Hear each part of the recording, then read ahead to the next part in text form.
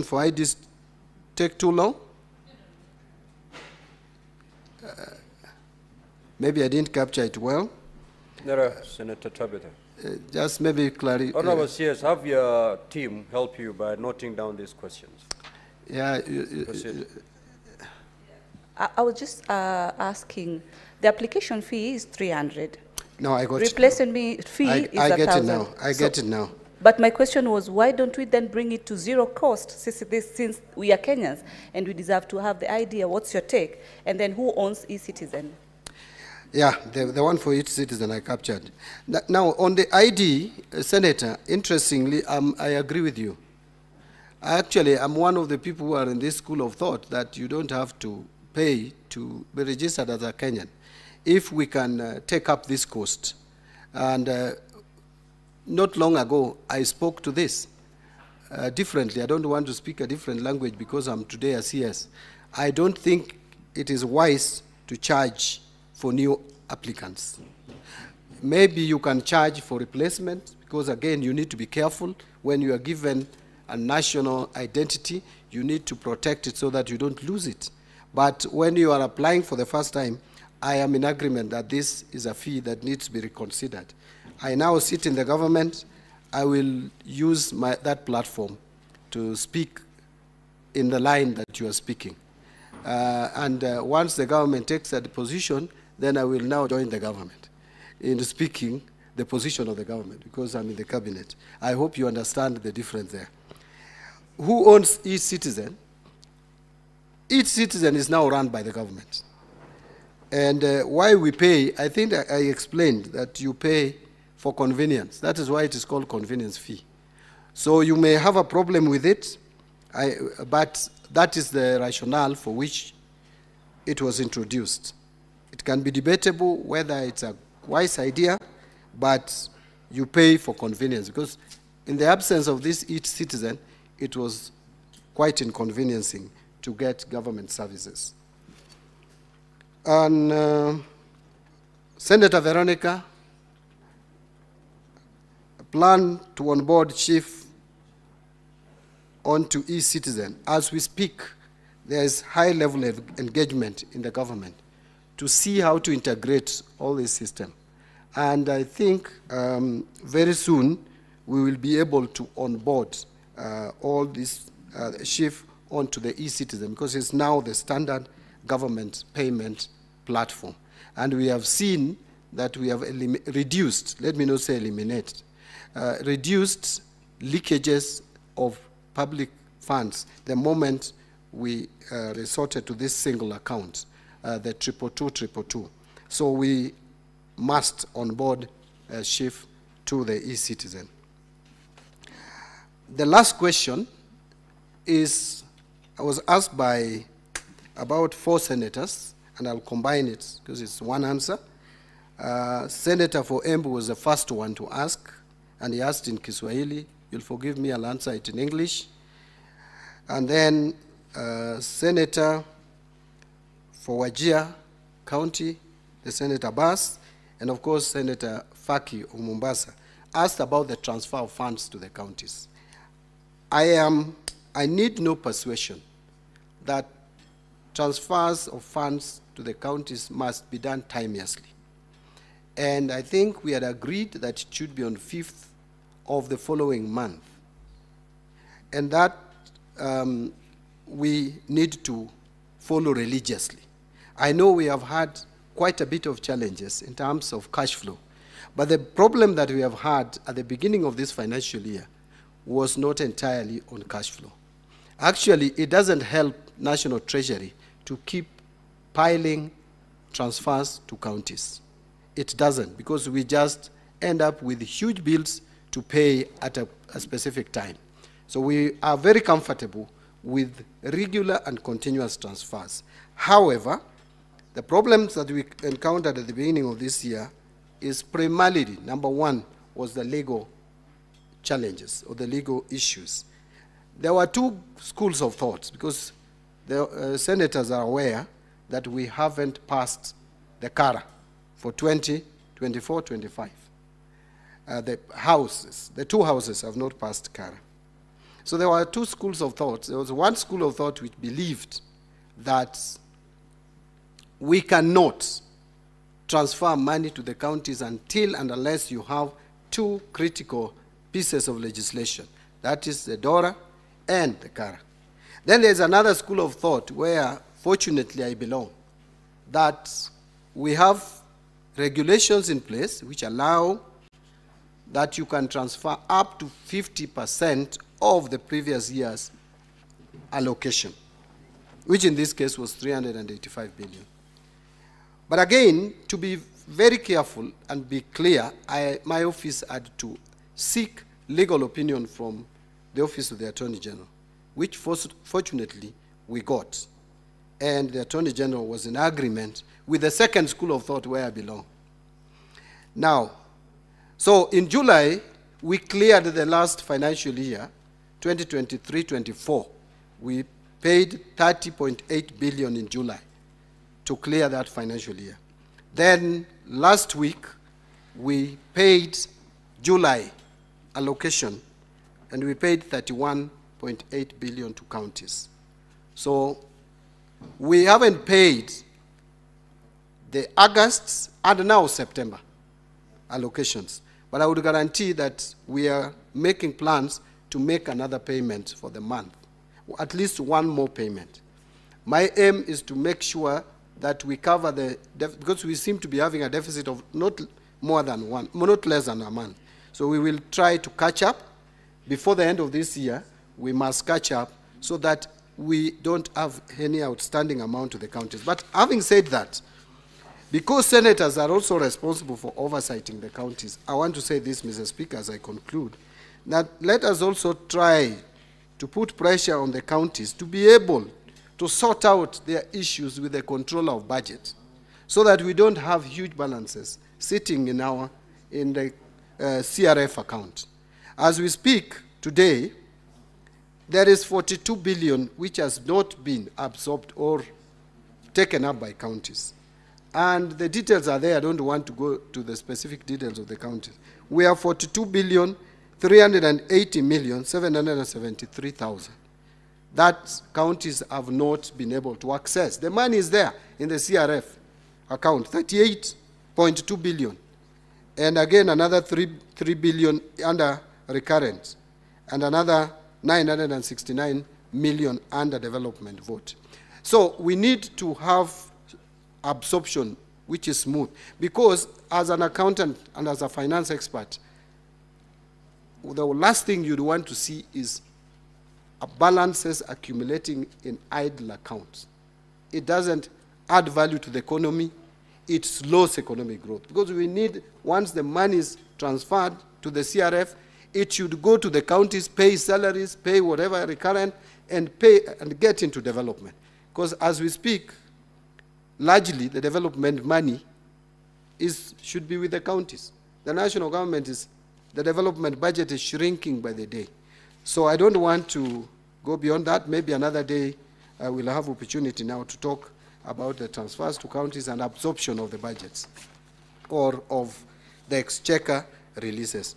Thank you, Mr. Speaker, and I would end there. I hope I covered almost all the questions. Thank you, CS. If your question has not been adequately covered, it shall be covered in the due course before the CS leaves, because he has 3 more questions to respond to.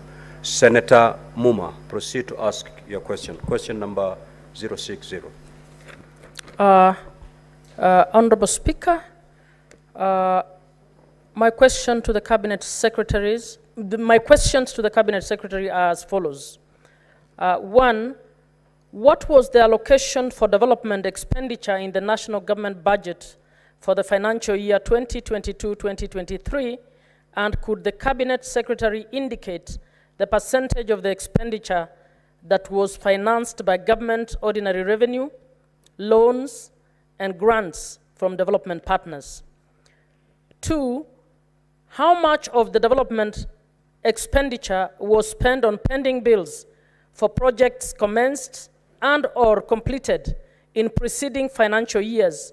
And could the Cabinet Secretary provide a list of these projects along with their corresponding amounts? 3, could the Cabinet Secretary provide a list of all development projects undertaken by the national government in the said financial year, specifying their names, sectors, locations, corresponding expenditure, completion dates, and indicate whether each project was initiated in the financial year or preceding financial years? 4, could the Cabinet Secretary provide details on all conditional grants by the national government to the counties in the said financial year, including the project names and the corresponding amounts, beneficiary counties, and any funding partners involved? And finally, were there any additional development funding or aid from development partners in the said financial year? And if so, could the Cabinet Secretary specify the amount and the projects funded along with their respective locations? Thank you. Honorable CS, you may proceed to respond. Thank you, Mr. Speaker. This was questioned by nominated Senator Catherine Muma, and it is question number 6060, number 60. The first leg of our question was that what was the allocation for development expenditure in the national government budget for the financial year 22-23, and could I indicate the percentage of the expenditure that was financed by government's ordinary revenue, loans and grants from development partners? And my response is as follows. Honorable Speaker, in the original approved by the development budget for financial year 2022-23, we had an amount of 715.4 billion. Out of this amount, 389.2 billion was to be funded through ordinary revenue, and 292.8 billion was to be funded through loans. And again, 33.3 billion was through grants. However, the estimates were revised, I think a number of times, maybe thrice, if I'm not wrong, during the implementation of the budget. We had several supplementary budgets, and the final approved development estimates amounted to 583 billion, 200 million, 583.2 billion. This then comprised of 357.9 billion funded through ordinary revenue and 190.5 billion funded through loans, and 34.7 billion was funded through grants. How much, question number two was on how much of the development expenditure was spent on pending bills for projects commenced and or completed in preceding financial years, and could my office provide a list of these projects along with their corresponding amounts?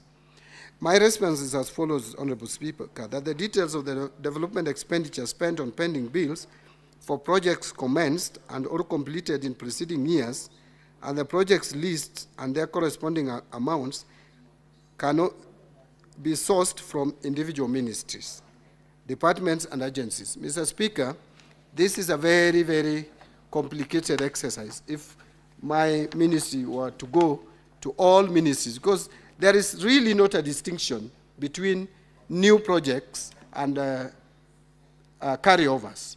Why? Because the law is clear that before you make payments for the next financial year, you need to clear the pending bills of the previous year. So what happens is that ministries and departments just proceed and pay the pending bills like any other amount. So the reports that we get from ministries is usually on global figures of development and recurrent, without specifying how much was for previous financial year and how much is for the subsequent year. But I also want to add that usually every quarter, Controller of Budget provides information to Parliament, and I guess that report of the Controller General should also be coming to the Senate to indicate how ministries implement the budget. So this exercise, if I were to task and engage my officers to go to various ministries, it would take months, if not a year. But it is very possible, if the senators are concerned with specific ministry, then that information would easily be sourced. Now, on question number 3, where I'm required to provide a list of all development projects undertaken by the national government in the said financial year, which said financial year here is 22-23, specifying the names of the projects, the sectors where they are located, locations, corresponding expenditure, the completion dates, and whether each project was initiated in the said financial year or preceding financial year. I have, Mr. Speaker, attached a list of all projects which were implemented in the financial year in question, that is 22-23. You will find that under my submission, appendix number 1A and 1B. I am sure my team provided the appendices. Question number 4 was whether whether I could provide details on unconditional grants by the national government to the counties in the said financial year, including the project names and corresponding amounts, beneficiary counties, and any funding partners involved. Here, Honorable Speaker, during this financial year of 22-23, all additional allocations to the county government as specified in Section 5(1) or subsection 1 and subsection 2 of the County Government Additional Allocations Act of 2022 were classified as conditional grants. Okay? So the summary has been provided below, the first schedule and second schedule, and I've attached to this submission is the County Government Additional Allocation Act with detailed schedules of additional allocations to county governments in the said financial year. Funding sources, names of programs, projects allocated, amounts per beneficiary, counties. So that is under appendix number 2. But then I've supplied, I don't know, Mr. Speaker, whether this my additional information found its way to Parliament. I signed it this morning, a little late, because I wanted more details to be provided to the senators in terms of the project name, the amount, beneficiary counties, and financial. Some are GOK, some are IDA Bank, ETC, Danida, and others, World Bank. So, this, Mr. Speaker, I can table as additional information, if you permit me, just in case it didn't find its way, and I've signed it, it's addressed to the clerk of the Senate. So that is question number 4. Then question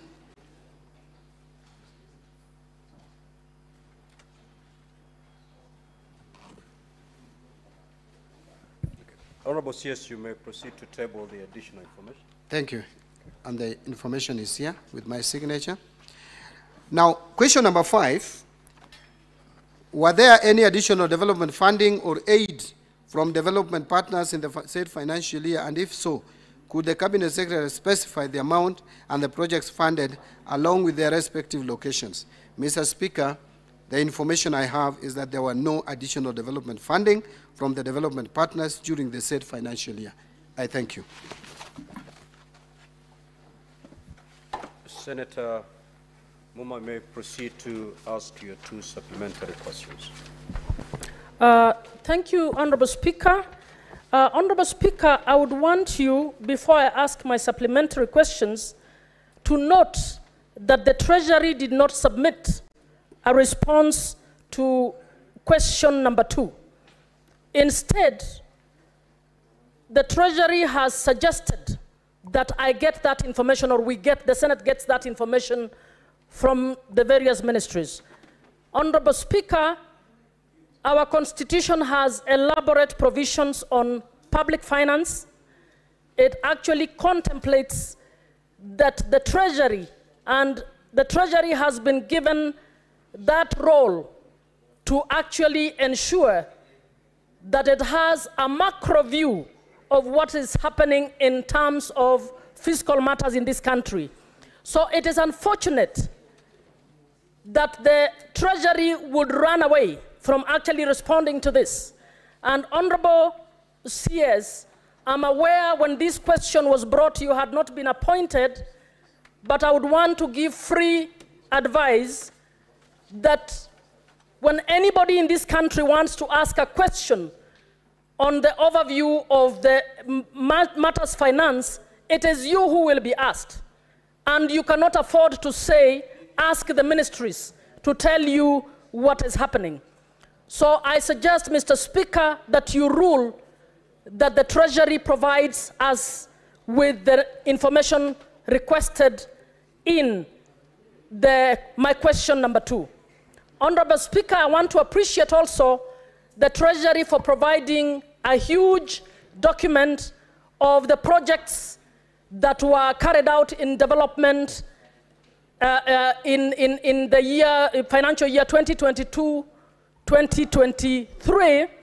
But again, I want to give some counsel to CS that a better presentation of this information would help us to do our oversight better.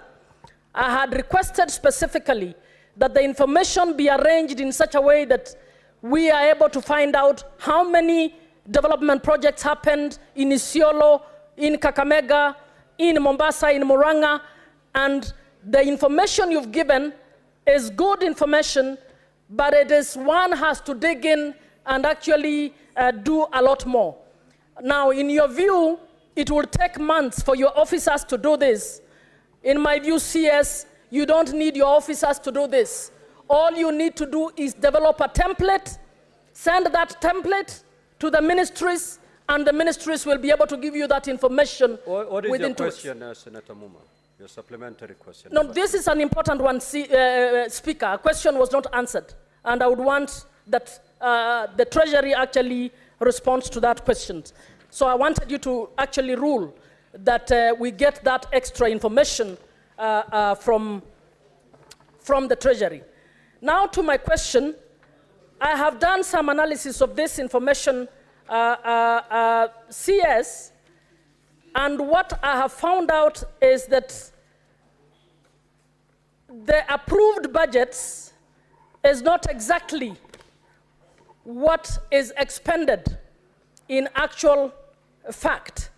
So we have reduced estimate at every supplementary estimate. We have reduced budgets, especially for the loans and the grants. So my question is, why are the multilateral and bilateral resources reducing every time, and what is the implication of this in terms of delays in getting the utility of the projects that we are passing, issues of honoring bilateral conditions, issues relating to incurring of more costs in fees and commissions, and issues of capacity? Is it that we don't have capacities to deliver on all of these projects? Bwana CS, I have analyzed, and if you check State Department of Technical Vocation, for instance, we only had a 30% performance of the grants available to that sector, 47% performance on the loans. The ASAL area, the Department for ASAL, had only 16% performance on the monies available to them from the loans and 55% performance on the grants. That means the people of Kenya are not getting the development that they need. What is the issue there? Secondly,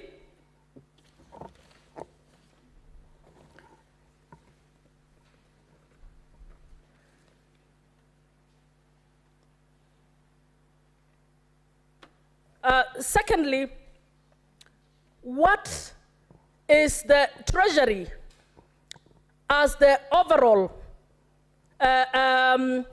agency responsible for finance doing to ensure that actors at both national and county levels are able to uptake development funds? Senator Dulo. Thank you, Mr. Speaker. I wish to join my colleagues to welcome Honorable Mbadi. Mr. Speaker, I want to ask a question on revenue. I believe it is related to development projects and the funding. Mr. Speaker, we have never gotten it right as far as the system on collection or automation of revenue in the counties are concerned. Mr. Speaker, over the years, we have even tried KRA to be collecting revenue on behalf of the counties. Again, recently, there was a proposal that they want to come up with a system that is actually going to take care of revenue automation in the counties, Mr. Speaker, so that we have a uniform system. Mr. Speaker, we are losing a lot of money in those counties, which could have actually complemented the budget allocated by the national government. CS, my question is, since you are the new broom, how can you ensure that the revenues collected at the county level, it's properly collected, and you come up with an automated system in all the counties? Because you will see that cash is collected in all the counties. Yesterday, we had actually Siaya County, where they are still collecting revenue cash. And it's actually 21st century today. Mr. Speaker, my question is, can you be able to come up with actually a system that is accepted across the board? Because governors are actually fighting that system. If you can be able to come up with a system, Kenyans are actually going to save a lot of money as far as revenue collected at the county level is concerned. I thank you. Senator for Nandi.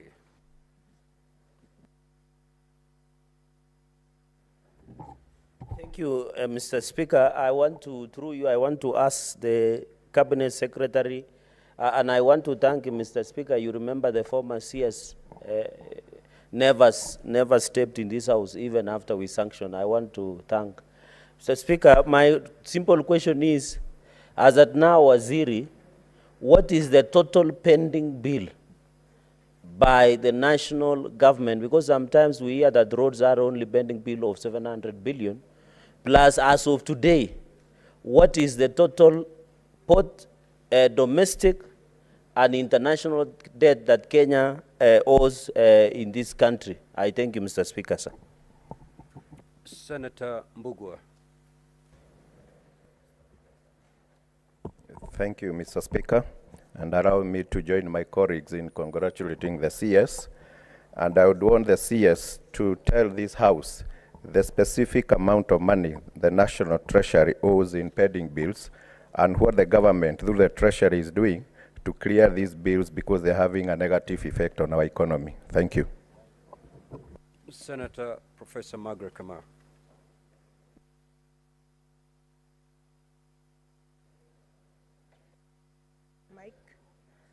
Thank you, Mr. Speaker, for giving me the opportunity.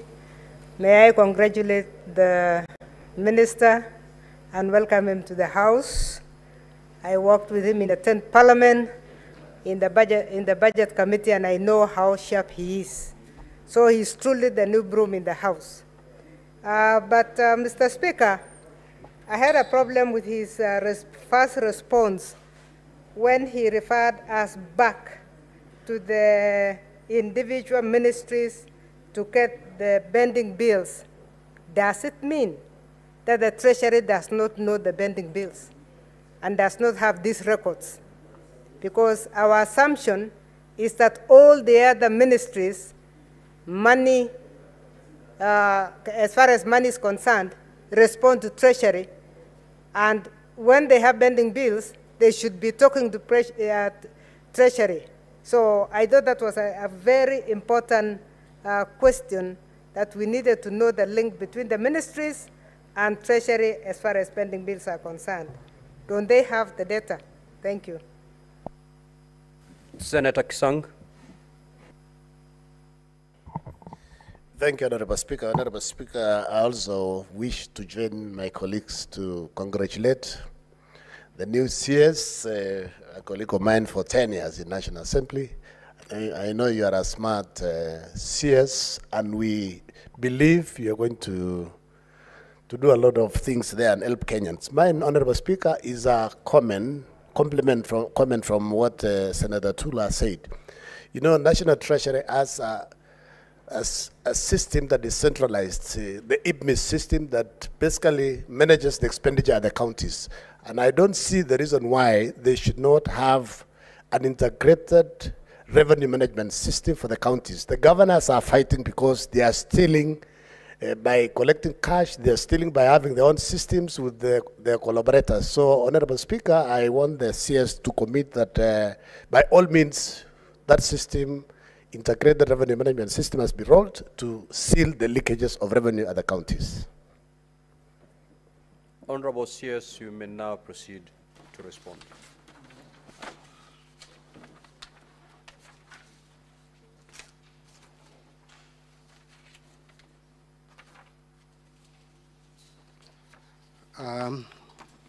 Thank you, Mr. Speaker. Mr. Speaker, let me say in response to the supplementary question from the questioner, the Senator Catherine Moma, that question number 2, which was asking the specific pending bills that were paid in the financial year in question.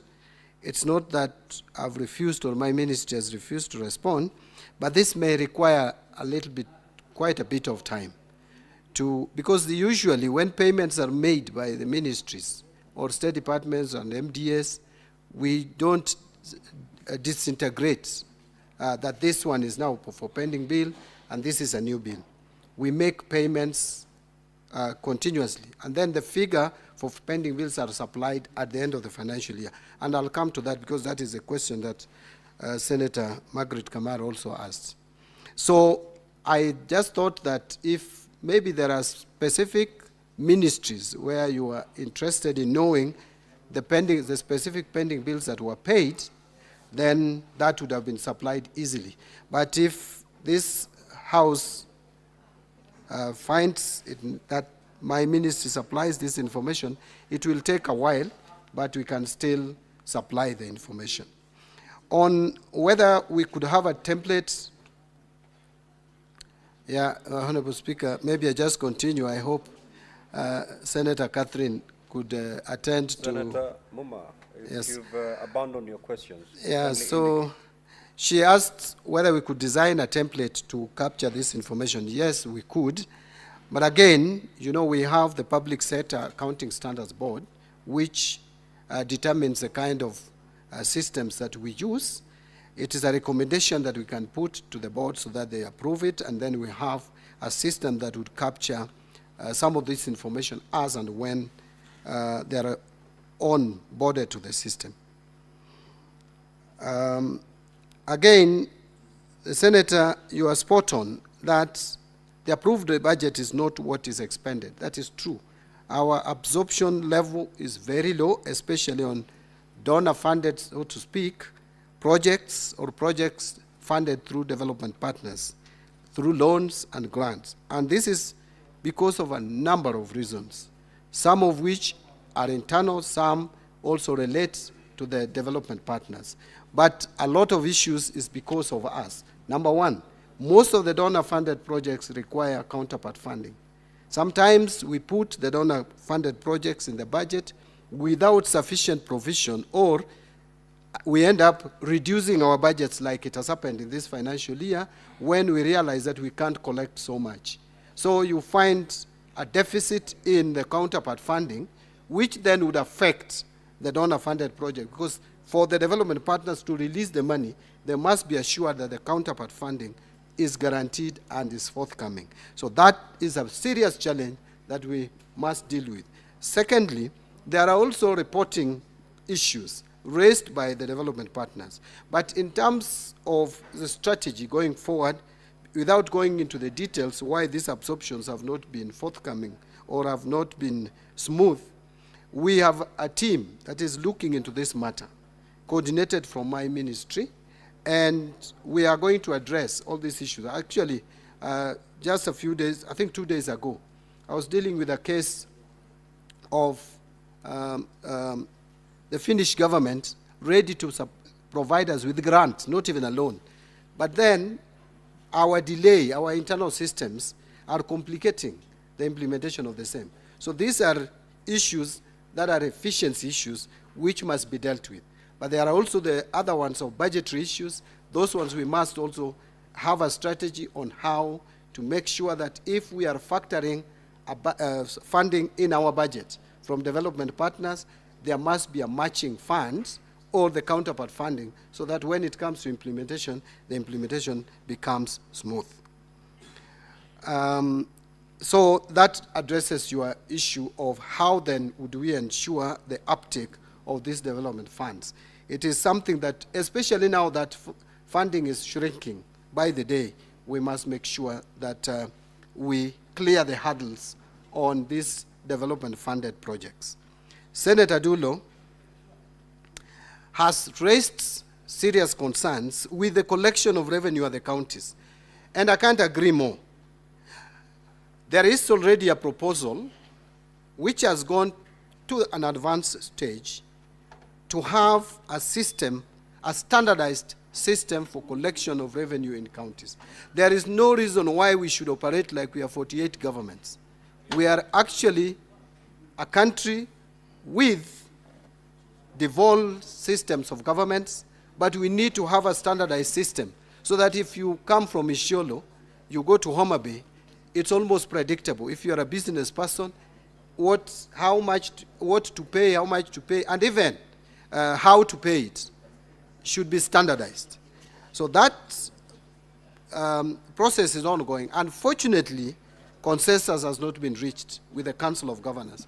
I appeared before the last and my first IBEC meeting, and this matter is still under discussion. I hope soon we are going to find a way forward, because we also don't want to upset the county government, because there is a level of autonomy. We don't want to impose a system on them.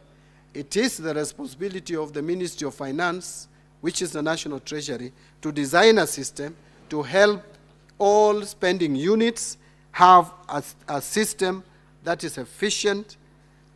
But again, we know that county governments also enjoy some level of autonomy. We want to bridge that gap so that we agree. That, I think, is being coordinated by the Deputy President, who is the chair of IBEC, and soon we will come up with a solution. Honorable Cheragay has asked me a direct question on what is the total pending bills. And your question, I would tie it to the question that has been raised by Senator Margaret Kamar. You know, Senator Kamar, you started wishing me well in the 10th Parliament. I don't know what you saw, but you kept on saying that there is somewhere where I'll reach. I don't know whether now you can tell me whether I've reached where you wanted me to reach, or you still feel I'm going far.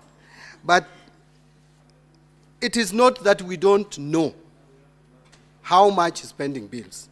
What is not clear is the authenticity of the pending bills that is being reported. Remember, pending bills in Kenya, we have been using what we call cash basis of accounting. So pending bills or money owed to the government by the government of Kenya to various citizens who are service providers. Actually, we should not even call them pending bills. These are debts owed to people. These amounts, we are not very clear about them because they don't form the body of our financial statements. In cash basis, they are reported as notes off balance sheet. So they really, we don't treat them with the, we don't give them the weight that we should. We are moving, beginning this financial year, to accrual basis, where now pending bills will form part of our balance sheet, of our financial reporting. But right now, the reports that we have is that pending bills that which were submitted, because we formed the pending bills committee. Yeah? It is called pending bills verification committee. What was submitted to them was 664 billion shillings, owed by the national government, not the counties. Now, these amounts will definitely come down. From the indication, because we have not even received an interim report, I gather that the pending bills may be just in the region of 400 or so billion, meaning about 200 and so billion could have been fictitious. But let me wait for the final report to be submitted, or even an interim report to be submitted by this committee. So we know the pending bills. On roads, which Honorable Charege mentioned, at least we know that we owe cumulatively about 167 billion to the various road contractors. And that is why you see across the country, all road projects have stalled. And quite a significant portion of this is on interest and penalties charged by these contractors for idle equipment, which again, sometimes you find those there are no even equipment on the road. They bring broken machinery and put there.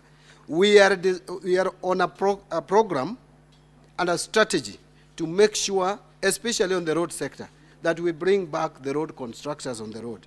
We managed to negotiate a loan with the China, through China Development Bank.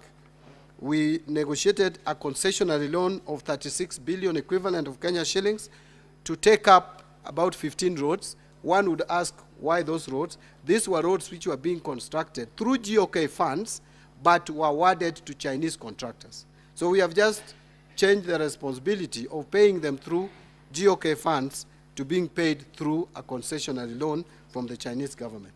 But we are in a process where we are looking for money. We hope that by December of this year, we should be able to have cleared at least the pending bills on to the road contractors and have the contractors back on the road. I would have told you more that the moment you owe contractors money, one, you are affecting the economy badly because there is no liquidity. But two, if these contractors could come back to the roads, then construction industry, which has been shrinking, the contribution of construction to GDP, if you looked at the few years, the 2 years now, it has been going down. It is now at about 1.4% of GDP. It used to be very high. Why? Because road constructions across the country is not ongoing. So the contribution of construction to our GDP is very low, and that is why our GDP cannot rise to the required level. Now let me move to, I think Honorable Mbugua also asked the same question on pending bills. So it is a question asked by Senator Cherargei, Senator Margaret Kamar.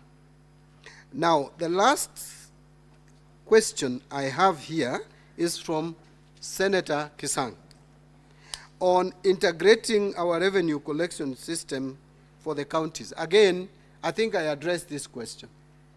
We have a proposal, we have a mechanism, we have a system we are proposing to the counties, a standardized system of revenue collection. Unfortunately, consensus is yet to be reached. So the moment we agree with the COG, then this will be rolled out and we'll have a system that is standardized, that can now be checked for efficacy. And if it is good, as I think it will be, then it would help address some of the problems that we face with our counties in terms of revenue collection. Thank you, Mr. Speaker. Senator Onyonka. Thank you.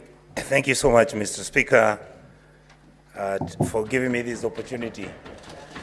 I would like to, first of all, welcome my brother John Mbadi, who we have slogged it out in this house for many years.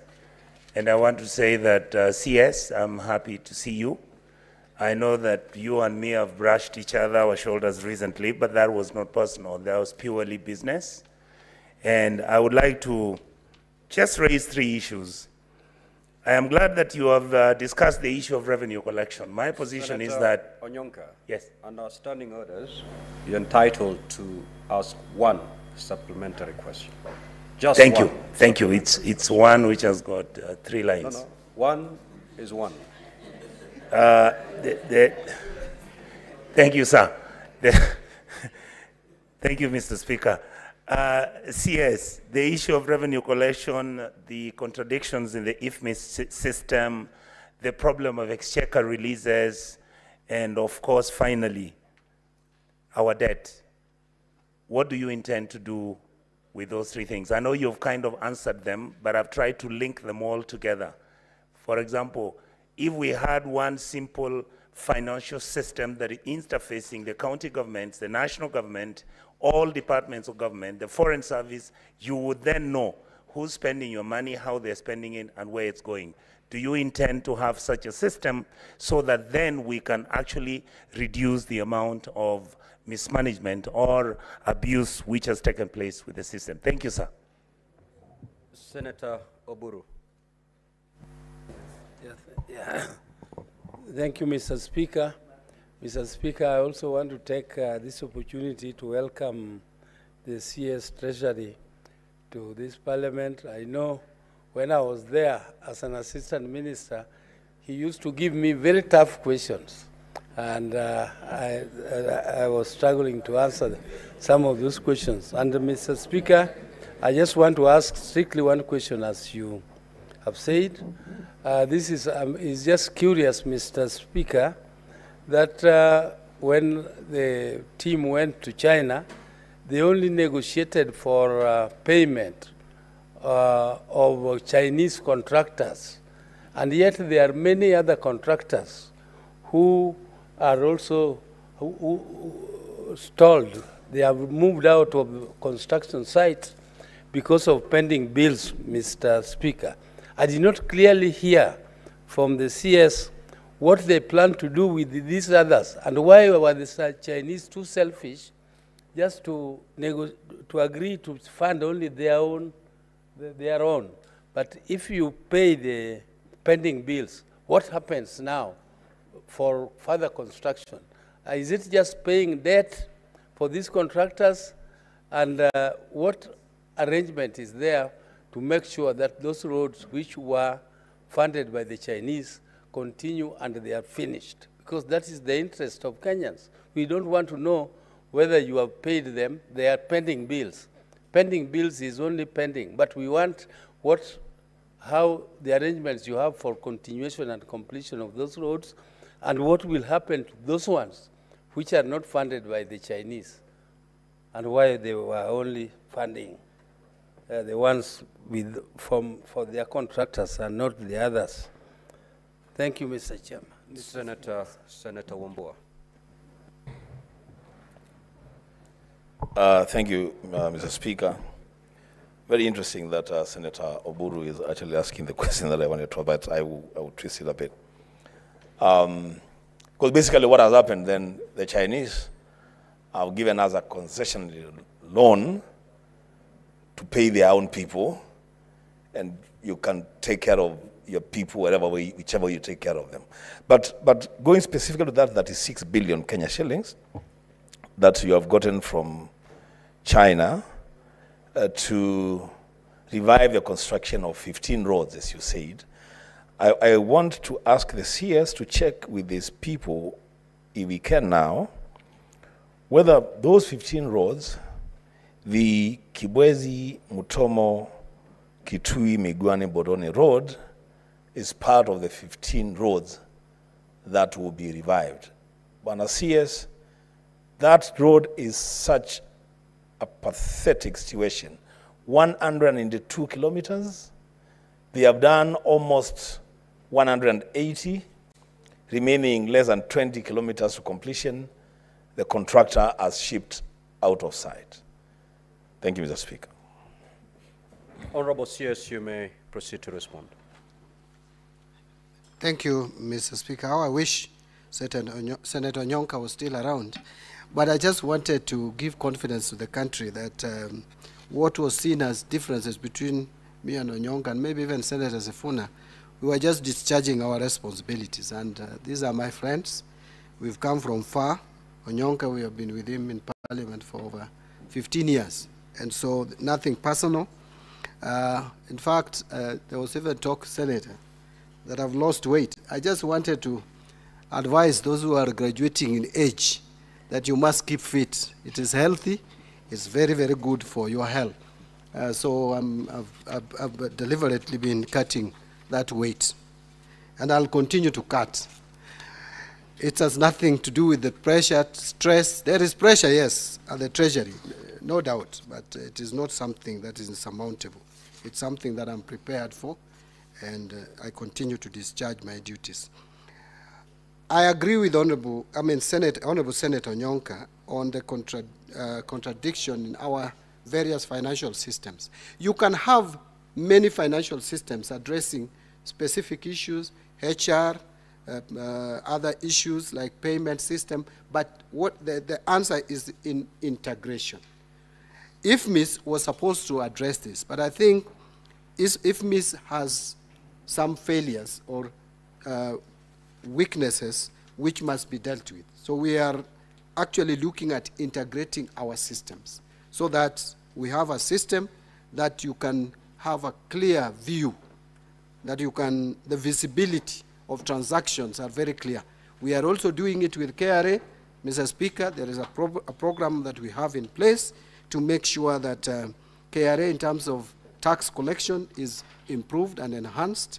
Even this afternoon, we have a briefing session on the same. We want to make sure that all VATs are paid, that all rental income, which we are only collecting 17 billion, Mr. Speaker, and yet the potential is 101 billion or thereabout, and many others like personal income tax, Mr. Speaker. Personal income tax in this country, professionals in this country who are not very poor, Mr. Speaker, don't pay as much as people who are salaried pay because the visibility is not clear. So this integration of the system is key. Let me address the issues raised by my senior, Senator Oburu, and actually my mentor. Those who may not know, the only senior politician who campaigned for me when I was coming in for the first time is Honorable Dr. Oburu Oginga, and I still owe him a lot for that. He has brought me to where I am. I want to address this issue of Chinese contractors, and that is also the same question that Senator Wambua asked.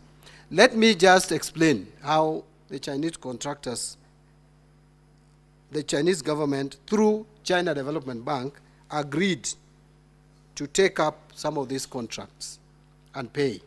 Previously, we are aware, especially during President Kibaki's time, that Chinese government used to fund a lot of road constructions in this country. They were giving us funds and bringing their contractors. That was one of the conditions. But along the way, we shifted our attention from road construction funded by Chinese contractors to other areas like SGR, geothermal, etc. So very few of the roads in this country, from the time President Uhuru came into office, have been contracted or done by funds from the Chinese government. Most of the roads that we see Chinese contractors engaged in are funded through Government of Kenya funds. Now, it became almost impractical for us to be able to finance all this road construction, both by Chinese contractors, other contractors from elsewhere, and even the Kenyan contractors. So what happens is that we have a budget every year of about 50 billion for development under the State Department for Roads. But the bills, the pending bills, as I mentioned earlier, is 167. So you need not less than 3 years just paying pending bills. That is why the government came up with a strategy to take contracts that were under or in the hands of Chinese contractors in terms of road construction and negotiate with Chinese government if they could be funded from their money through concessionary loans. There are so many contractors. In fact, the total amount of works, both pending bills and what should be done, which should be done by Chinese contractors, is so much money. Now, what happens is that Chinese were only able to agree to 36 billion, and the criteria was that the roads should be not those ones which have graduated or have been developed to a certain percentage. I think it was 25%. So those roads which less than 25% had been done are the ones that were onboarded to this facility. So, Senator Wambua, I may need to check whether Kibwezi Mutomo Road is a part of this. But I know that many, many roads done by Chinese contractors are not in that list, including a road which is in my own constituency, was also left out in that list. Mr. Speaker, what is the strategy? I think Senator Oburu ended by asking me to clearly state how then the other roads would be funded. Mr. Speaker, if the 7 shillings increase in fuel levy fund is allowed to continue, we have a strategy to securitize that amount, and because we'll be collecting about 30 billion per year, securitize it, and then pay off the pending bills, and then now we come to a level where we can budget for additional works. But my final comment is this. Mr. Speaker, we must go back to the root cause of these pending bills. Why are we starting new roads when the ones that are ongoing have not been completed? We have not been budgeting for road construction properly. Because you find a road that should cost 2 billion, once the Ministry of Roads has 200 million, then they start it. They procure and award. 200 million, how many years will you need to complete a road of 2 billion by allocating 200 million? Mr. Speaker, a road which has spending bill of 513 million is awarded 47 million. You need over 10 years to just pay the pending bills. We must come back to the basics and stop playing politics with road construction in this country and ensure that those road projects which are ongoing are completed. Then we can then start other roads. That is what I would say, Mr. Speaker. I end my submission there. We now proceed to question number 088 by the Honorable Senator Joyce Korir.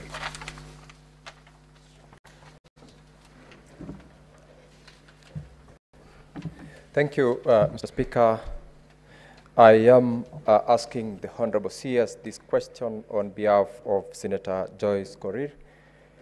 And before I do that, Mr. Speaker, I want to also congratulate the Honorable CS for his joining the broad-based government and for taking the lead in participating in the responses to the questions regarding service delivery to the people of Kenya. Question number 088, Honorable CS, is in the following. Under question A, could the Cabinet Secretary explain the inordinate delay in processing and disbursing pension benefits to retired civil servants, and state why one Mr. Stephen Kipyegon Turgat of TSC number 073576 and Mr. Jonathan Kiptanui Langat of TSC number 069710, who retired in the year 2001, are yet to receive their pension? B, what measures has the ministry put in place to ensure the timely processing and disbursement of pension benefits to civil servants? And could the Honorable CS provide a timeline for the disbursement of all the pending pension dues? C, Mr. Speaker, what initiatives has the ministry taken to sensitize civil servants on their pension rights as well as the pension claim processes? And lastly, to the Honorable CS, could he explain any measures that has been put in place by the ministry to ensure retirees can access the pensions department services countrywide, thereby eliminating the need to travel long distances to Nairobi to follow up on these pension claims? Mr. Speaker, those are the questions, and I thank you. Cabinet Secretary, please go ahead. Thank you. Thank you, Mr. Speaker. Mr. Speaker, again, Senator Joyce Korir wanted to know the following, and I'll start with question number 1. This was question number 088. So the first question was if I could explain the inordinate delay in processing and disbursing pension benefits to retired civil servants. And there are specific pensioners whom she has sought to know if they have received their pensions. And I respond as follows. Honorable Speaker, over time, several key factors have contributed to delays in pension processing within the Pensions Department. However, through targeted initiatives, many of these issues have been incrementally addressed, leading to improvements in processing efficiency. Below are some of the primary factors impacting on the pension processing and disbursement timelines, while I will discuss the measures taken to mitigate the challenges shortly. Number one is delays in submission from MDS, that is ministries, departments, and agencies.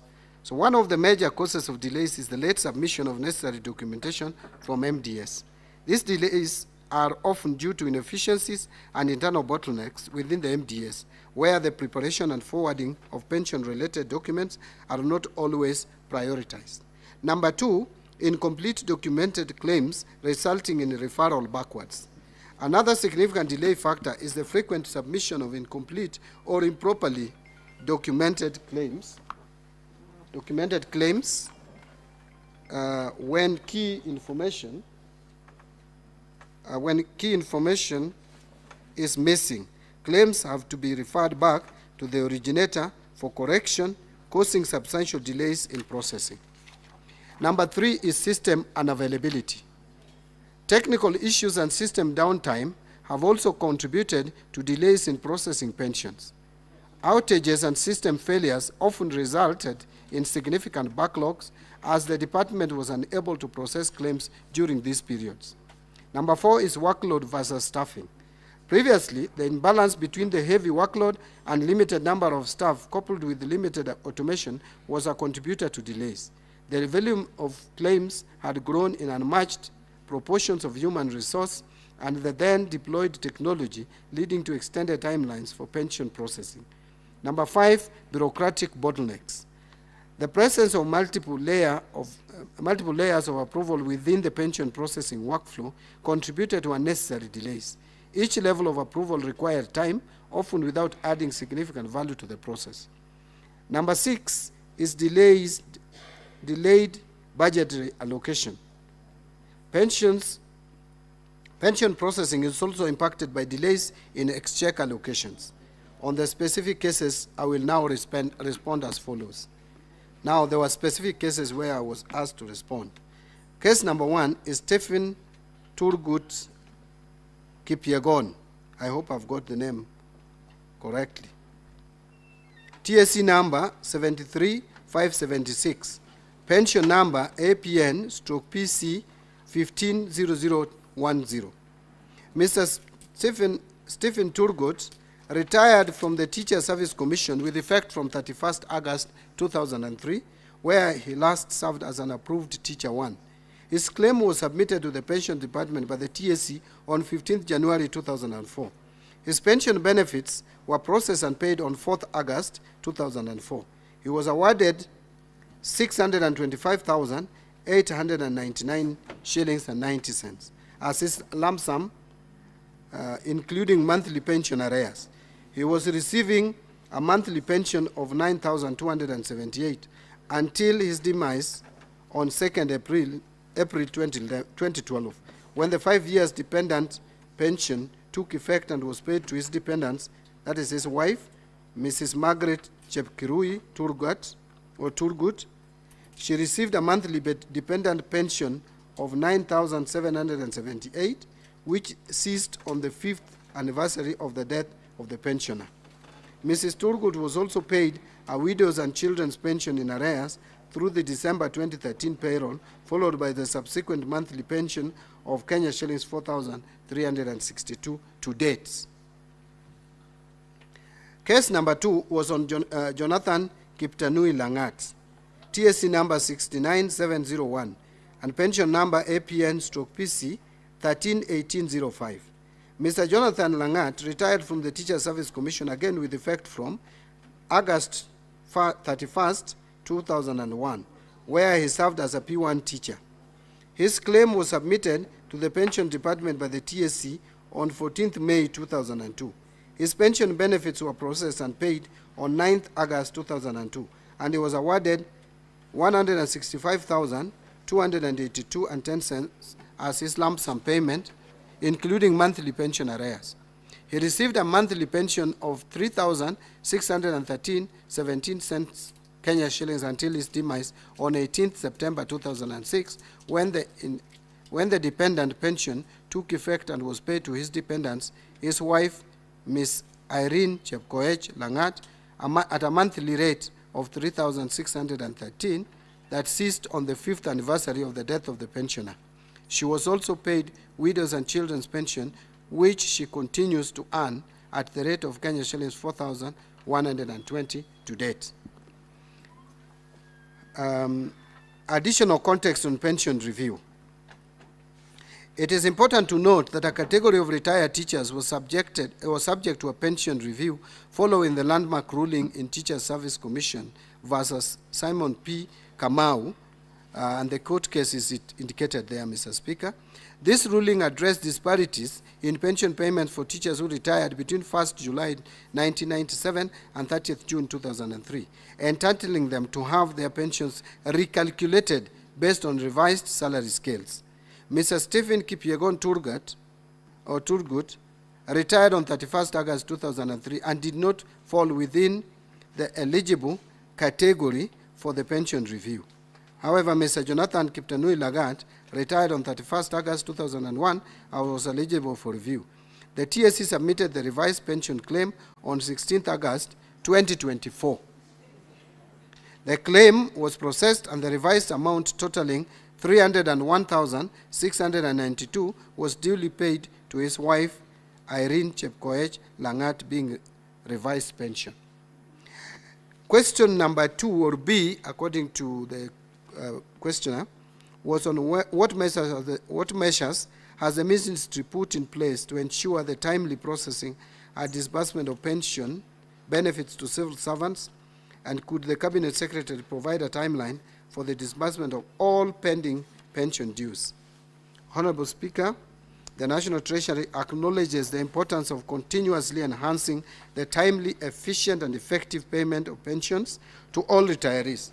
Before outlining the specific measures taken, it is essential to understand the broader context of the pension payment process. Overview of the pension payment process. Number 1, dependency on various actors. The pension payment process involves multiple stakeholders, each with distinct responsibilities that impact the timelines for pension disbursement. Number 2, retiree and beneficiary responsibilities. Retirees or beneficiaries of deceased officers must apply for their pension dues by completing and submitting the necessary documentation. Delays in this step, especially in cases of family disputes or litigation, can impact the payment timelines. Number 3 is the employer's role. Employers are required to issue retirement notices to employees at least 1 year in advance to enable timely submission of pension claim forms. The employer is expected to submit these claims to the Pensions Department at least 9 months before the employee's retirement. Number 2 is the role of the Pensions Department. As the final authority in the pension processing chain, the Pensions Department is expected to finalize claims within 90 days of receiving fully supported pension claims. Number 5 and final one is the impact of exchequer funding. The release of pension gratuity payments depends on the availability of exchequer funding, which in turn is influenced by national revenue inflows. Delays in funding can affect the timely disbursement of pensions.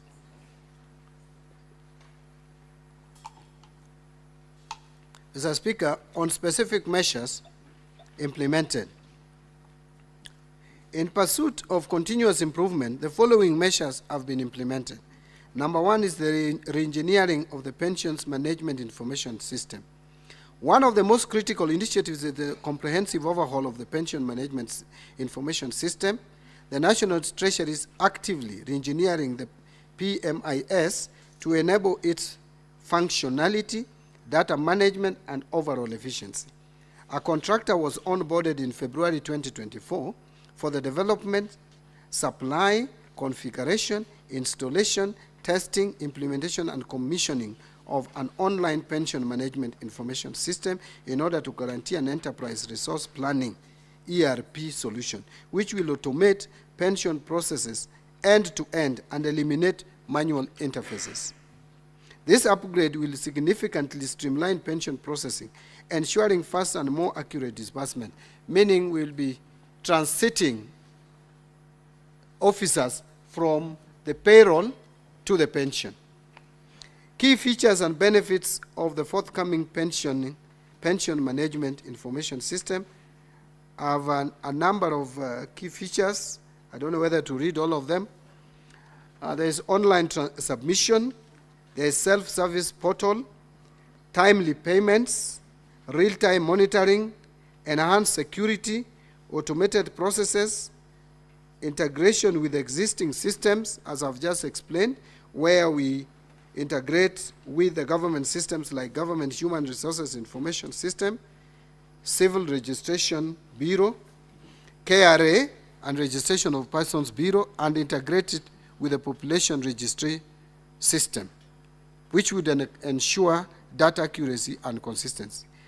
The other one will be digital records management, where we are going to digitize pension records, reducing the risk of loss or damage to physical documents. Finally, experience for pensioners, improving the overall effectiveness of pension management. The project is on track to be completed and rolled out by the end of this calendar year. Number two is deployment of pension officers to key ministries, departments, and agencies. And this is to further expedite the pension processing chain. The government has deployed 32 pension officers to various key MDAs, including the Teacher Service Commission, which has majority of the pensioners, National Police Service, and the Ministry of Health, Interior, Education, Agriculture, Livestock, and Prisons. These officers are tasked with handling pension claims on site, drastically reducing the time needed for verification and submission of claims to the pension department. This strategic deployment ensures that pension claims are processed more quickly and the retirees receive their benefits without unnecessary delays. Early submission of pension claims. The Public Service Commission has mandated in its policies that MDAs submit pension claims to the Pensions Department 9 months before an officer's official retirement age or date. This early submission allows for thorough verification and processing of claims well in advance of retirement, ensuring that pension benefits can be disbursed promptly upon the retiree's departure from the service. Number 4 is adherence to the 90-day processing timeline.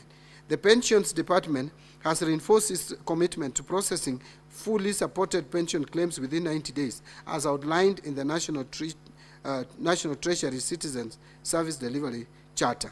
This commitment is integral to ensuring that pensioners receive their benefits within a reasonable time frame after retirement, thus minimizing any financial uncertainty during the transition to retirement. Number 5 is technical supports and system enhancements in the Pensions Department. The Pensions Department has executed a technical support contract aimed at improving the payment process and enhancing the overall customer experience. Key initiatives under this contract include the stabilization of the system and assurance of system availability, system designs to enhance automated claim processing of hitherto difficult isolated cases. Let me move to number 6, which is deployment of pension officers to Huduma centers nationwide. I think, again, that is self-explanatory. We are also now review of the pension legal framework. Recognizing the need for a robust and adaptable pension system, the government is undertaking a comprehensive review of the pensions legal framework. This review set to begin in the second quarter of 24-25 financial year. It's aimed to align the pension laws with changing demographics, economic conditions, and social expectations. The goal is to ensure financial sustainability, equity, and international competitiveness in Kenya's retirement system. Number 8 is formulation of a national retirement benefits policy. Again, the national retirement benefits policy, approved by the Cabinet on 3rd November 2023, serves as a cornerstone for the future development of the retirement benefits sector in Kenya. This policy is designed to improve governance within the retirement system, foster sector growth, and ensure income security of retirees. Number 9 is a sensitization of civil servants on retirement documentation. To further support timely pension processing, the Pension Department has conducted workshops aimed at educating civil servants on the necessary documentation and and procedures required before retirement. And again, the details are provided in my written submission. Number 10 is recruitment of additional pension officers. In a bid to bolster the pension department's capacity, which I expressed earlier, the National Treasury recruited additional pension officers in the year 2021, followed by 6 deputy directors with extensive expertise in pension administration, who were recruited in the year 2024. So this recruitment drive is a part of a broader strategy to enhance the department's efficiency and effectiveness in managing pension benefits for public servants.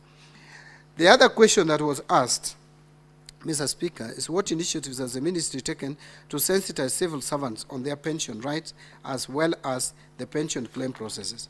Here, Honorable Speaker, I want to state as follows, that the Pensions Department has continuously engaged in civic education to the public regarding pensions and their rights as civil servants to access pension as well as information.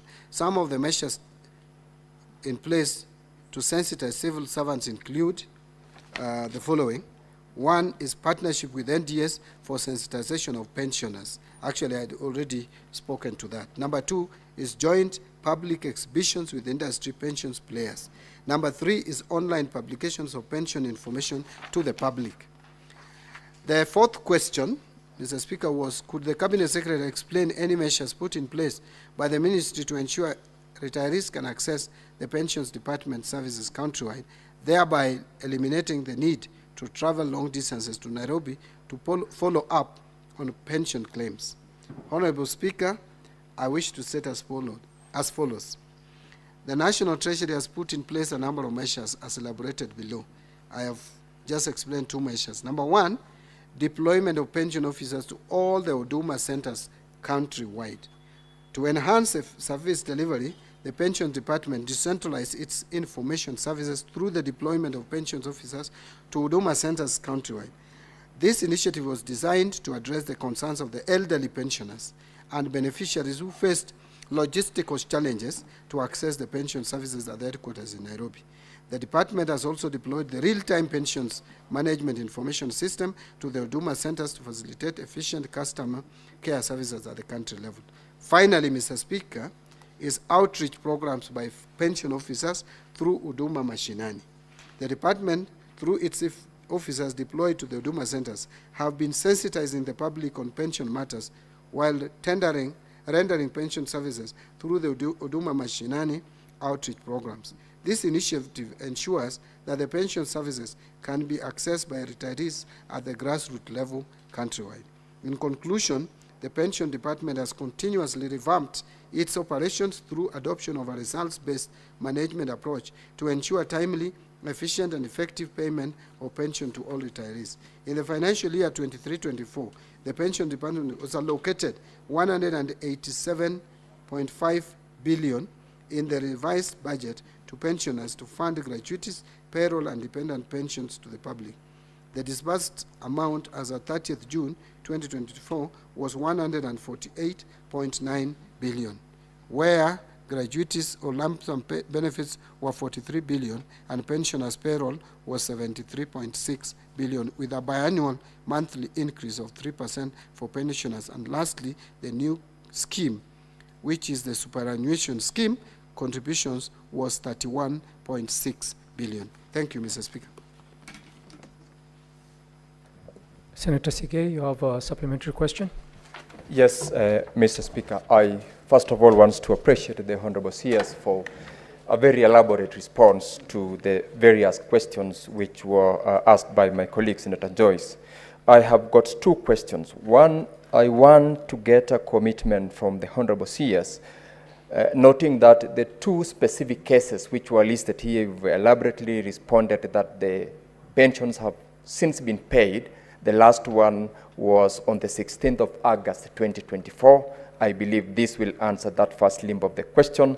But I would wish to get a commitment from your end with regards to the system which you have. This is called the re-engineering of the Pension Management Information System, PMIS, which, according to your response, is due to be completed and rolled out by end of the year 2024. I would be very happy to get a commitment and undertaking by the Honorable CS with that timeline. And two, question number 2, which is supplementary question number 2, which is emanating from your response to question number 4 on the measures which you've put in place or your ministry has put in place to ensure retirees access pension. The second one is on the outreach programs by pension officers. This one I want to confirm to you, Honorable CS, that from where I come from, where I represent the county of Bomet, I haven't been able to experience or get to know that these do exist. Could I or could you be in a position to confirm that that is so, and if not, I would be very happy to get a confirmation that you will facilitate this outreach program for the pensioners to get to understand Duma Mashinani, and in particular to facilitate them benefit from these outreach services. Thank you, Mr. Speaker. Thank you, Senator. Cabinet Secretary.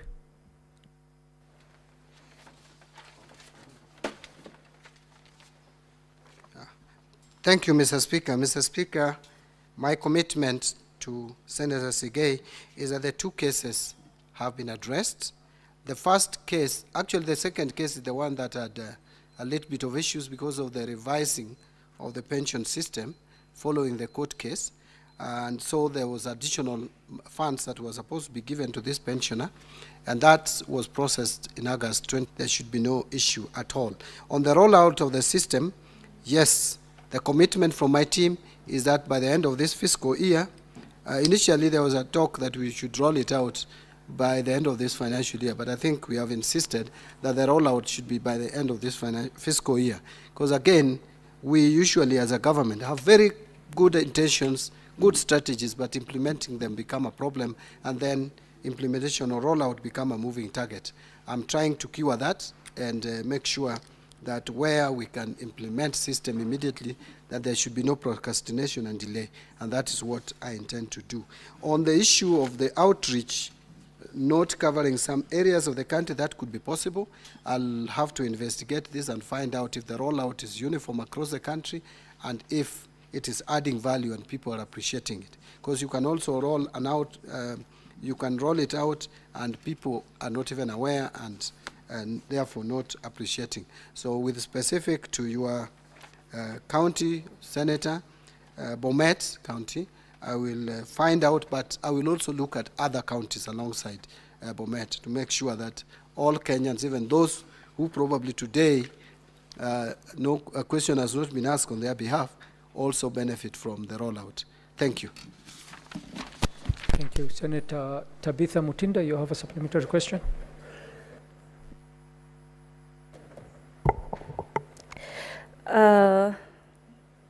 Thank you, Mr. Speaker, and allow me to really appreciate the standards that the CS of Finance has set before this House. As we've mentioned earlier, it's the first time that the CS is appearing, and I've listened to the feedback you've given is very elaborative.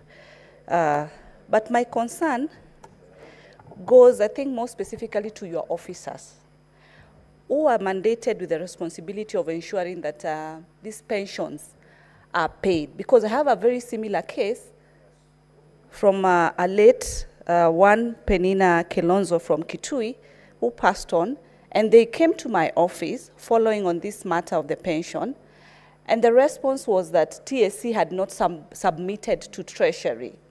Then you just wonder, for Christ's sake, these are intergovernmental organizations. Why should be Kenyans, be subjected to the delayance of the officers who are in charge of these dues that subject families and their children to suffer because an officer is just seated somewhere on their desk and they're not executing? What you've elaborated astonishes us. The systems are in place. So if the system is in place, Bwana Waziri, then it means someone is sitting, and I'll give you the name after this. I'll give you the name of the officer so that you take action. The leniency I'll give, I've not put him on record now, but I'll give you the name because it's very disappointing to have people who are not executing their mandate in that office of pension.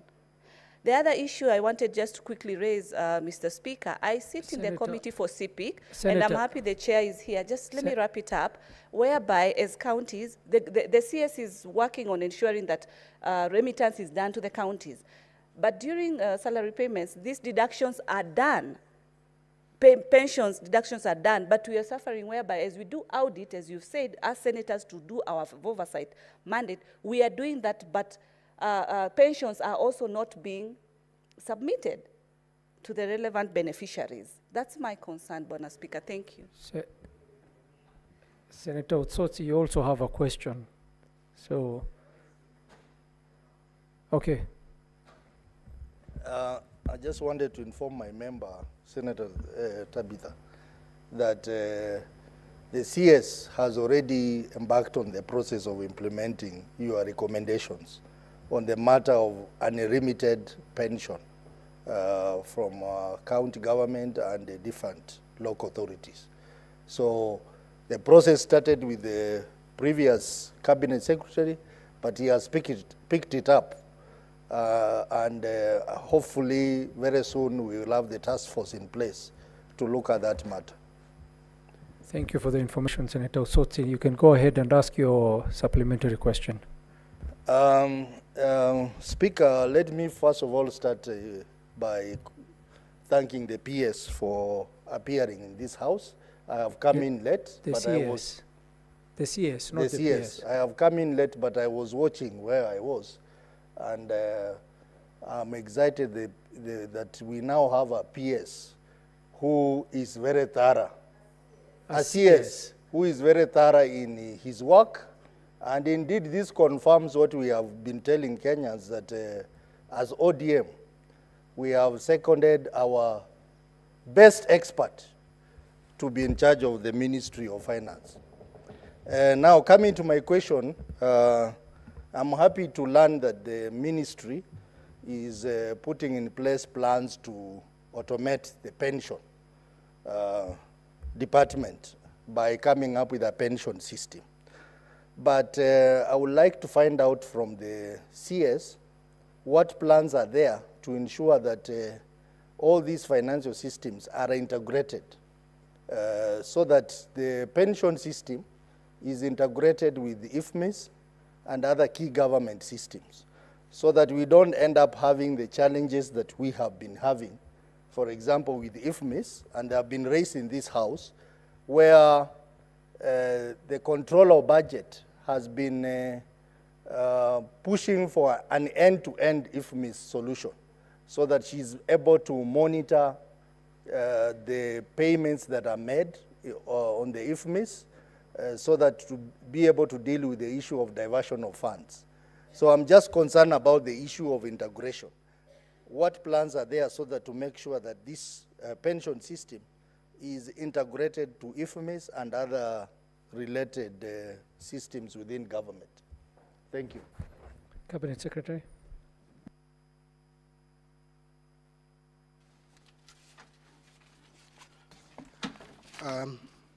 Thank you, Mr. Speaker, and I want to thank the honorable senators for the questions raised.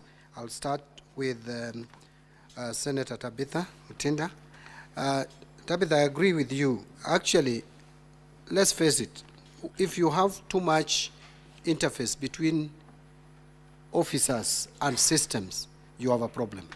Because a lot of these delays are just rent-seeking strategies, which must be eliminated. And that is why we are trying to reduce the human interface with the system and have a system that is integrated, where we will, we will have a seamless transfer from human resource service to the pension system.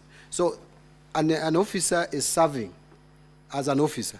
The moment you are transiting from human resource service to a pension. There should be a seamless transfer so that we eliminate this subjectivity, the human interference, where someone puts a file and waits for you to come and appear. There is no reason why Senator, people should come from Kitui, Homa Bay, Lodwar, etc. to Nairobi to follow up their pension. It should be done automatically and seamlessly. So that is why this system, which is the Pension Management Information System, will come in handy. We want to see how to integrate it with the payroll of the TSC so that the system picks the information of those who are retiring automatically and onboard them. If there are issues to be clarified, the system should have provisions for making sure that all this data is captured. So that would address that issue. The issue number 2, which again you are spot on, is on failure by those who are deducting, whether it is ministries, departments, agencies, or county governments. And I think the biggest culprit as at now has been the county government. Even the defunct local authorities. A lot of money was deducted and not remitted. And this is part of people's salary. Even monies that go to others for other statutory deductions. KRA, it is people's salary. They have earned it. Whether it is money you are saving in your circle, it is your money. So if the government, and my suggestion would be very radical, that if these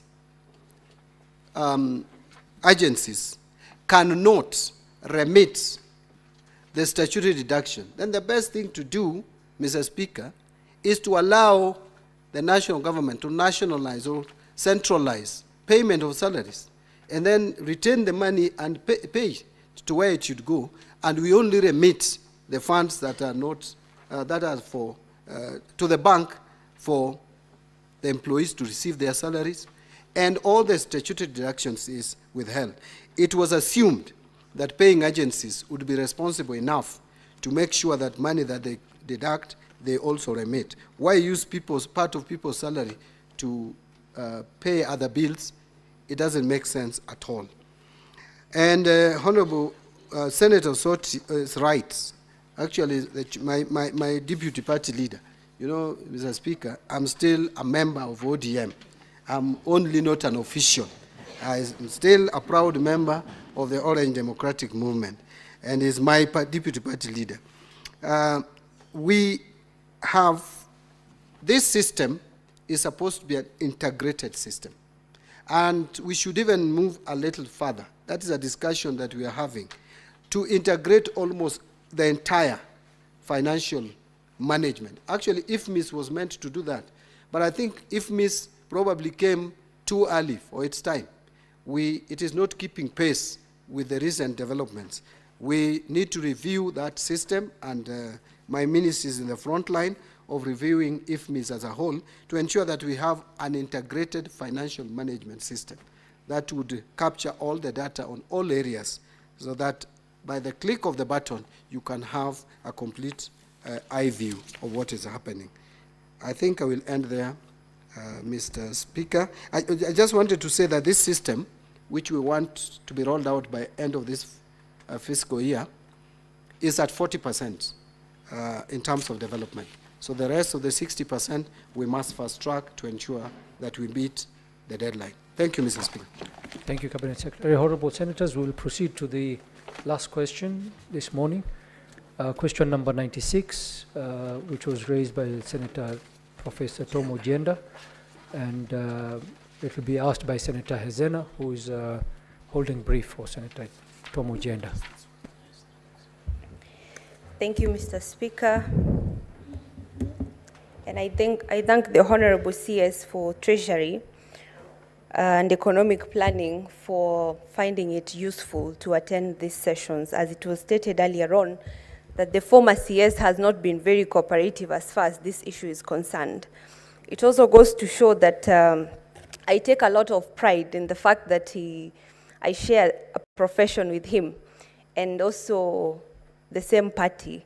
And it only shows that ODM puts forward the best of the best, the creme de la creme, as far as brains is concerned. Thank you, Waziri. On behalf of the Senator for Kisumu County, Senator Professor Tom Ojienda, Senior Counsel, MP, I ask the following questions. Could the Cabinet Secretary clarify whether the ministry undertook any public engagement on the necessity of the tax measures contained in the Finance Bill 2024 and also state any measures put in place to ensure future public engagements are adequate and meaningful to avert demonstrations similar to those witnessed in June, July, and August 2024. Secondly, has the government assessed the economic impact of the demonstrations in terms of loss of revenue, as well as the number and value of businesses and other properties that were vandalized and or looted? And if so, could the Cabinet Secretary highlight the findings of the assessment? Thirdly, how has the economic disruption from the demonstrations, coupled with the downgrade of Kenya's credit rating, impacted the ability of Kenya to service her debts, and could the Cabinet Secretary explain to any steps taken to stabilize the economy, restore investor confidence, and stabilize the credit rating? Fourth, could the Cabinet Secretary also outline any measures put in place by the government to ensure greater transparency and accountability in taxation and government spending? Thank you, Mr. Speaker. Cabinet Secretary, you may proceed.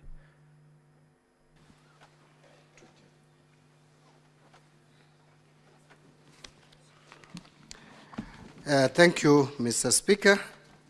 And I want to ask Senator Lemetang for asking the questions on behalf of the Senator for Kisumu, and I will respond to the questions raised.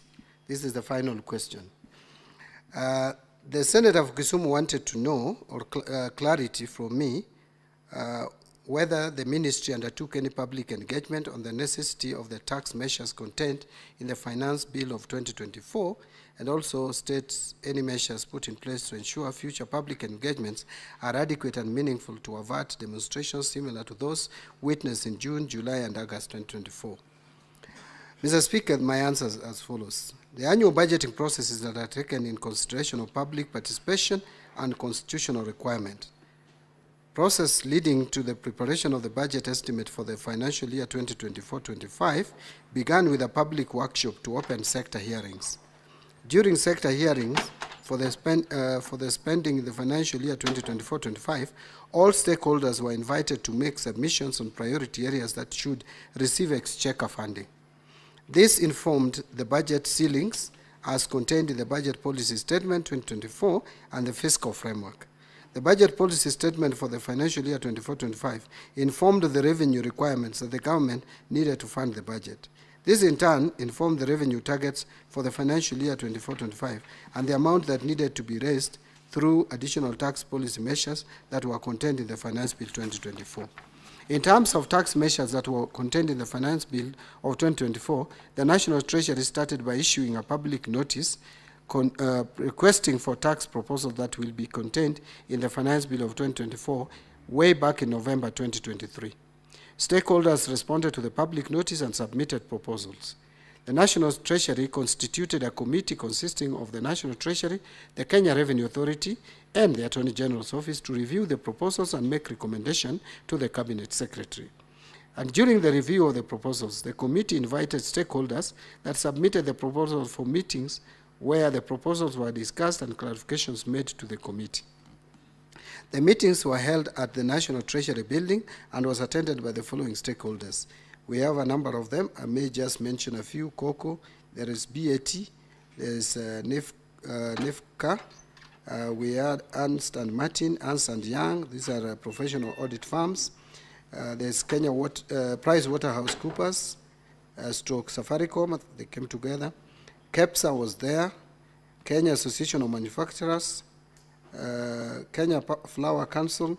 We have KPMG, the International Institute for Legislative Affairs, Ongaya Ombo Advocates, Deloitte Johnson and Johnson's and Sons, ISPAC appeared, Ministry of Energy and Petroleum came, American Chambers of Commerce, Kenya Wine Agencies, Legal and Tax Associates, Kenya Breweries Limited, stroke UDV Kenya, Capital Markets Authority, Retirement Benefit Authority, Ministry of Investment and Trade, Industry, Now, the reviewed proposals were then submitted to the Cabinet Secretary for consideration and approval.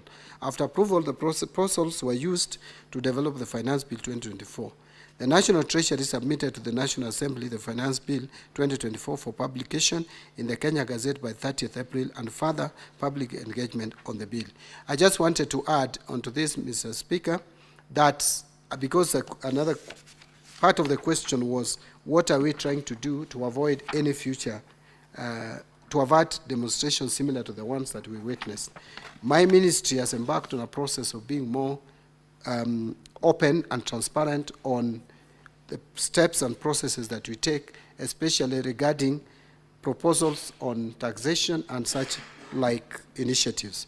Recently, I think on 20th of last month, we had put out an advert inviting comments and opinions from the public, which is ending on 4th, that is this coming Friday.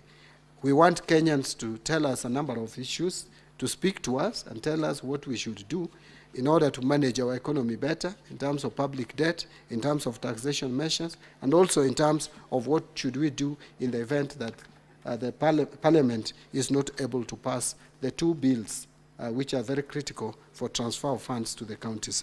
So we have started engaging, and we also started the process of 2025-26 budget, preparation of the budget, and we launched it publicly at KICC.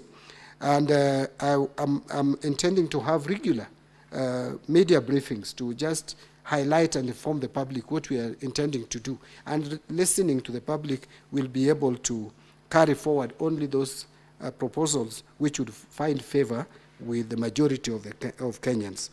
I want to end that submission on that particular aspect by saying that, unlike previously, my ministry will, going forward, be able to explain and publicly every proposal that we contain or carry in the finance bill. I think one of the biggest challenges that, or what faced the finance bill of 2024 was the fact that there was no proper communication from the National Treasury on these proposals, including the motor vehicle tax, which no one came out from the National Treasury to explain.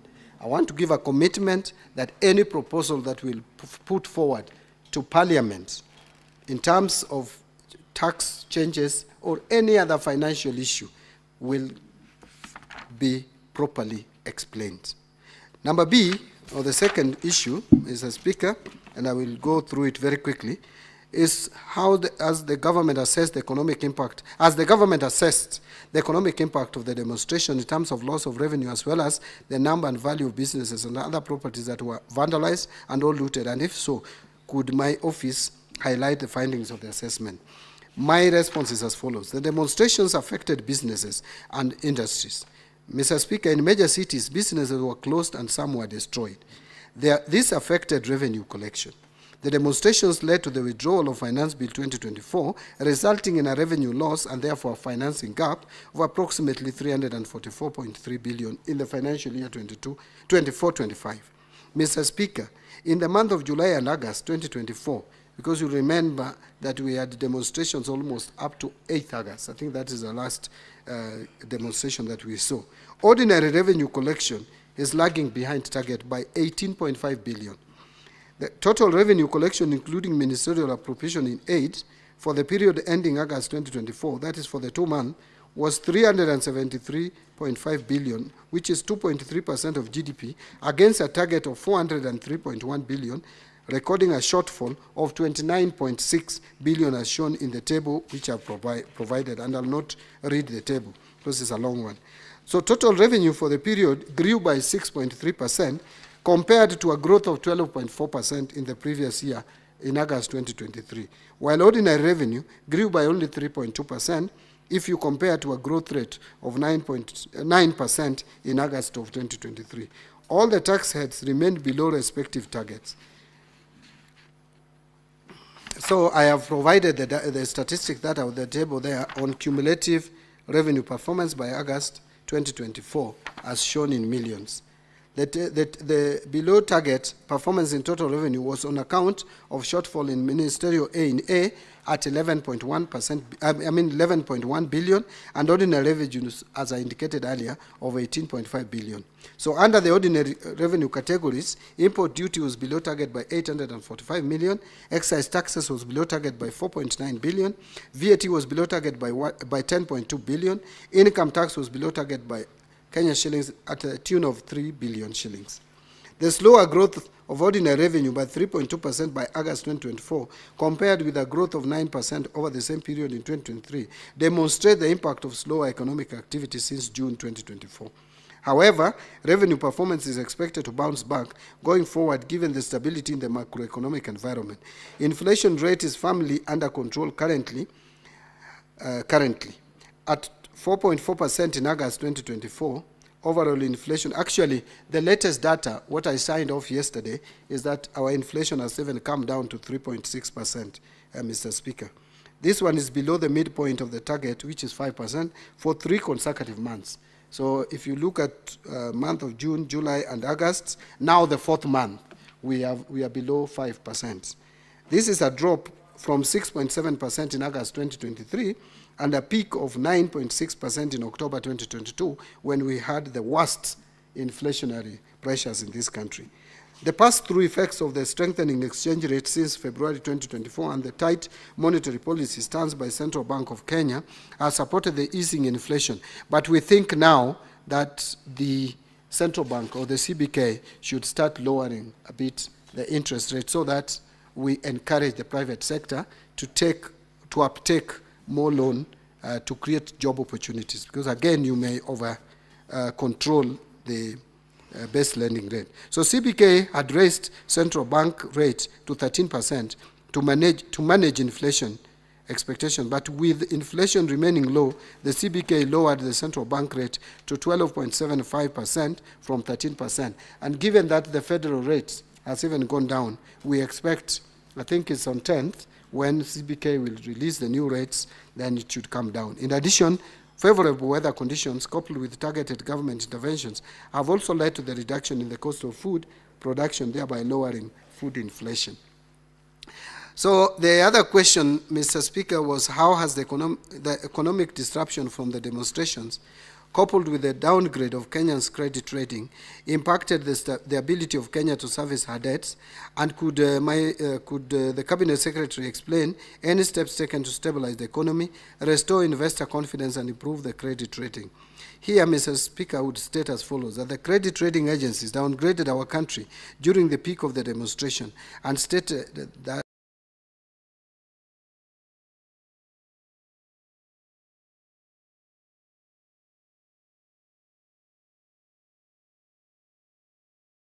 Kenya's fiscal debt will not be impacted. So measures that have been taken to stabilize the economy and restore investor confidence include the following. 1, the government has continued to invest in agricultural productivity to support economic growth, which is projected at 5.2% in 2024 and 5.4% in 2025. The latest report was that we grew at only 4.6%, but that was expected. In fact, we even expected a slower growth. But now with 4.6%, we are sure if the peace prevails, Mr. Speaker, and all other fundamentals remain constant, then we would be able to achieve the target of 5.2% in 2024 and move even to 5.5% in 2025. Number 2, ensuring macroeconomic stability with inflation remaining below 5%, target for 3 consecutive months, largely driven by easing food and fuel prices. Overall, inflation remained stable at 4.4% and 4.3% respectively in August and July, and I've added that in September it was 3.6%. Ensuring, number 3 is ensuring stability of the exchange rate, which has created confidence and triggered influence of foreign direct investment and attracted investors to the Nairobi Securities Exchange. I also want to add that our import cover is fairly healthy at about 4.6%, 4.6 or monthly import cover. The other one is private investment will be supported by measures aimed at improving competitiveness, inclusivity, market efficiency, positive business sentiments, access to the international market, and projected foreign direct investment inflows. Investment will also policy reforms that include implementation of national tax policy and the medium-term revenue strategy. That will further strengthen tax revenue mobilization efforts to about 20%. In fact, we are focusing on 22% of GDP over the medium term. It's not something that is bullet. Currently, it is 14% of GDP. That is our tax revenue as a percentage of GDP. We want it to move forward. We are in the process, as we speak, of rolling out a system for Kenya Revenue Authority. We are also focusing on non-tax measures that MDS can raise through the services they offer to the public, e.g. Ministry of Lands, Immigration, and Citizen Services, among others. We are also strengthening tax administration for enhanced compliance through scaling up use of technology to seal the leakages that I've just said. We are also looking at state-owned enterprise reforms to generate savings, and also use of PPP to take out commercially viable projects from Exchequer. I know this is causing controversy at the moment, but Mr. Speaker, I want to just state that PPP as a concept is the way to go, to look for funding for major infrastructure projects, to take them off pressures on Exchequer. Kenya meets its debt obligations, Mr. Speaker, promptly, and no debt arrears have been accumulated. Public debt is projected to remain within sustainable levels on account of fiscal consolidation path that reflects decline in the ratio of debt to GDP in present value terms over the medium term. And to improve Kenya's debt sustainability and boost our credit rating position, the government will continue to implement measures to enhance growth of foreign exchange earnings by way of attracting direct foreign investment or foreign direct investment and pursuit of export promotion strategy. The last question, Mr. Speaker, the Senator for Kisumu wanted to know, and from me, that could the Cabinet Secretary outline any measures put in place by the government to ensure greater transparency and accountability in taxation and government spending.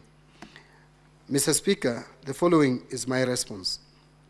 In order to ensure transparency, the National Treasury usually invites the members of the public to submit proposals that will help the government improve tax revenue policy and boost revenue collection.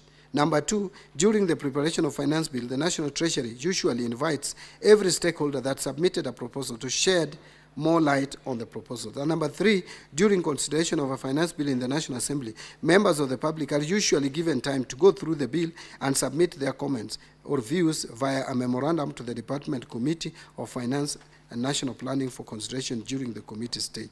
But Mr. Speaker, two quick issues on generally how to improve transparency and accountability.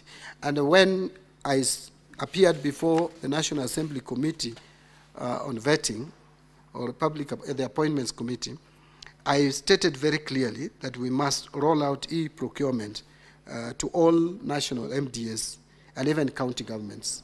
Mr. Speaker, one of my first tasks when I joined the ministry was to find out the status and the position and where the e-procurement system, which is end-to-end system, was.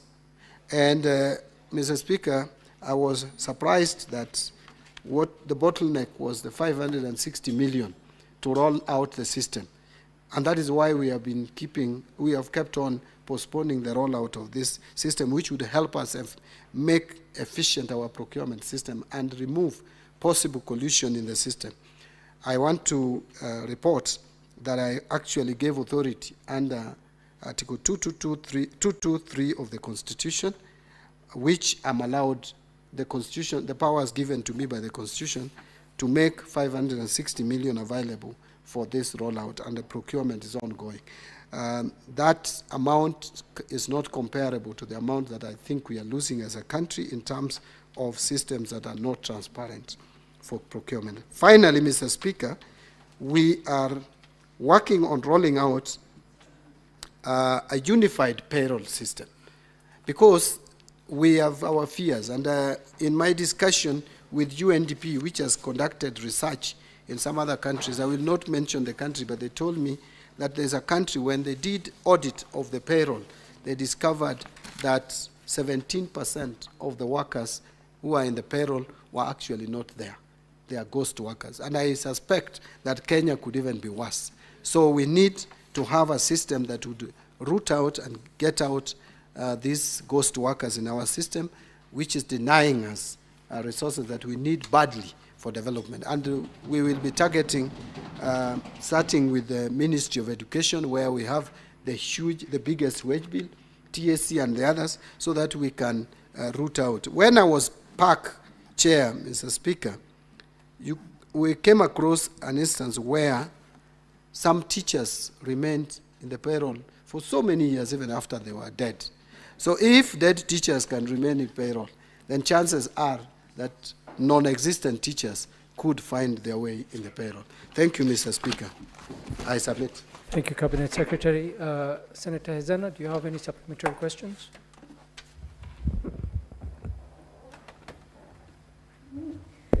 Mr. Speaker, I don't have any supplementary questions, only to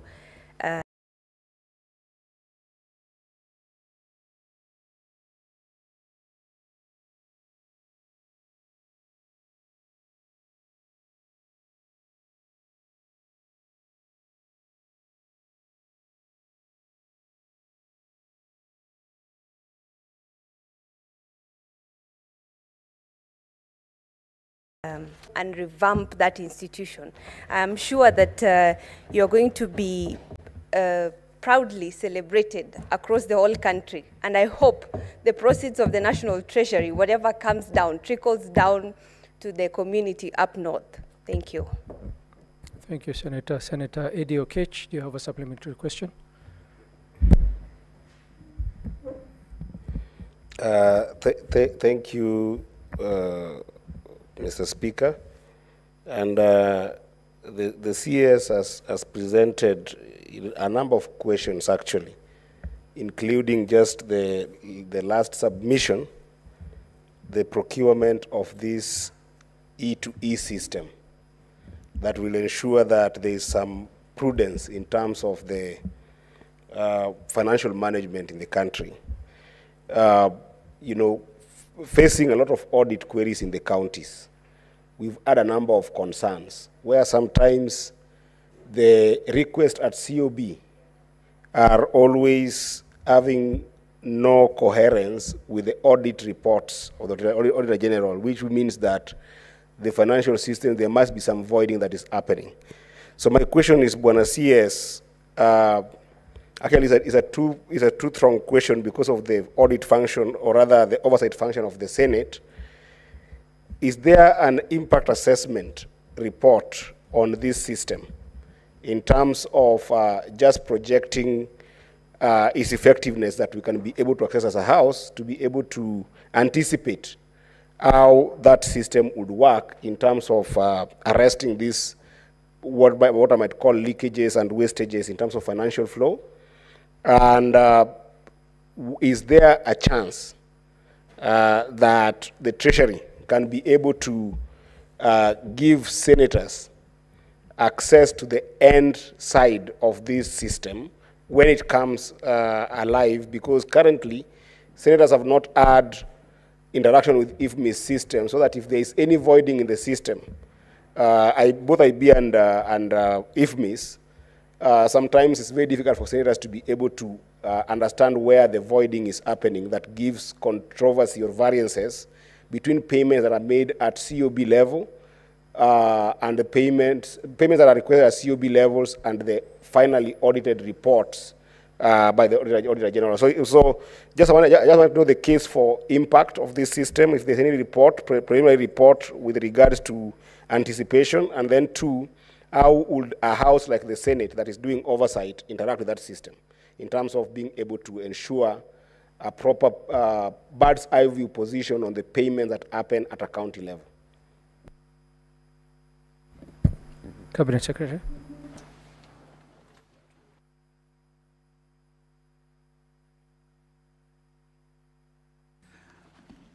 Thank you, and with the very generous comments from the Senator and the Senators, I want to thank the House. But let me address the issues raised by Eddie Okech on procurement, the E2E system. and the audit queries, and the impact, in fact, particularly on the impact assessment. Yes, there is impact assessment. Maybe if need be, we may make available the information regarding how much we are likely even to save as a country in terms of if we use this system. But again, your guess is as good as mine. As a country, we all know that by breaking down the procurement system, where the budget does not speak to procurement, it does not also speak to the cash payment, and does not speak to use of goods and services. If we can have a system where from budget to procurement to payment and finally to use of goods and services integrated in a way that you can have, if I may borrow your word, an eye view or a bird's eye view of what is happening, then we would save quite a lot that we would have otherwise wasted. So if need be, we may provide the information on the impact assessment and even what we are like